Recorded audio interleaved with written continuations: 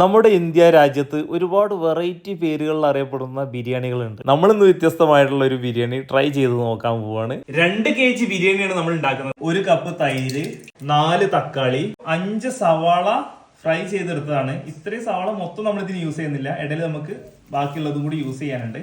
പിന്നെ കുറച്ച് മല്ലിയില. അടുത്തതായിട്ട് നമ്മൾ ഉപയോഗിക്കാൻ പോകുന്നത് നമ്മുടെ favourite Samad biryani masala 2 table spoon അതുപോലെ നിറച്ചെടുത്തിട്ടുണ്ട്. പാത്രം ചൂടായി വന്നതിന് ശേഷം ആവശ്യത്തിന് ഓയിൽ ഒഴിച്ചു കൊടുക്കുക. ഇഞ്ചി, വെളുത്തുള്ളി, പച്ചമുളക് 2 ടേബിൾ സ്പൂൺ ഇട്ട് കൊടുക്കുക. ആവശ്യത്തിന് മഞ്ഞൾപ്പൊടി, മുളക് പൊടി, ആവശ്യത്തിന് ഉപ്പ് ചേർത്ത് കൊടുക്കുക.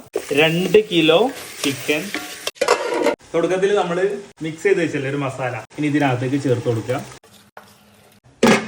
ചിക്കന് വെന്ത് വരുമ്പോഴത്തേന് നമുക്ക് റൈസ് സെറ്റ് ആക്കണം. അപ്പൊ മറ്റൊരു പാത്രത്തിൽ നമ്മളിവിടെ വെള്ളം വെച്ചിട്ടുണ്ട്. മല്ലിയില ചെറുതായിട്ട് കട്ട് ചെയ്ത്, ഒരു ചെറുനാരങ്ങ, ഇടയ്ക്ക് നമ്മൾ ഒന്ന് ഇളക്കി കൊടുക്കണം. ആവശ്യത്തിന് ഉപ്പ്. ബസുമതി റൈസ് ആണ്, നമ്മൾ അരമണിക്കൂർ മുമ്പ് വെള്ളത്തിലിട്ട് വെച്ചിരുന്ന് നമ്മൾ ഊറ്റിയെടുക്കുകയാണ്.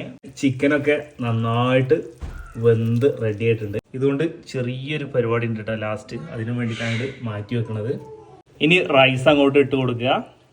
ഒരു ലെയറിൽ കുറച്ച് മല്ലിയില ഇട്ട് കൊടുക്കുക. സവാള വറുത്തത്, നേരത്തെ മാറ്റി വെച്ച ആ ഗ്രേവി ഉണ്ടല്ലോ, ആ കറി ചിക്കൻ്റെ, ആ സംഭവം അങ്ങോട്ട് ഒഴിച്ചു കൊടുക്കുക. ബാക്കി റൈസും കൂടി അങ്ങോട്ട് ഇട്ട് കൊടുക്കുക. ആ മല്ലിയിലയും അതുപോലെ തന്നെ നമ്മളെ സവാള വറുത്തതുണ്ടല്ലോ, നമ്മൾ ടോപ്പൊന്ന് കനലിടുന്നില്ല. കനൽ ടോപ്പൊന്ന് വരികയാണെങ്കിൽ ദം ചെയ്യാന്നുണ്ടെങ്കിൽ ഈ മുകളിൽ തിട്ടുണ്ടെങ്കിൽ മൊത്തം കരിഞ്ഞു പോകാനുള്ള ചാൻസ് ഉണ്ട്. ചെറിയൊരു ദമ്മ് ഇടുക. ഇതുപോലെ ഇങ്ങനെ എടുക്കട്ടെ കുറച്ചു നേരം. ദമ്മ് പൊട്ടിക്കാനും ബാക്കി സെർവ് ചെയ്യണം, ബാക്കി പരിപാടിയിലേക്ക് കടക്കുന്നത്.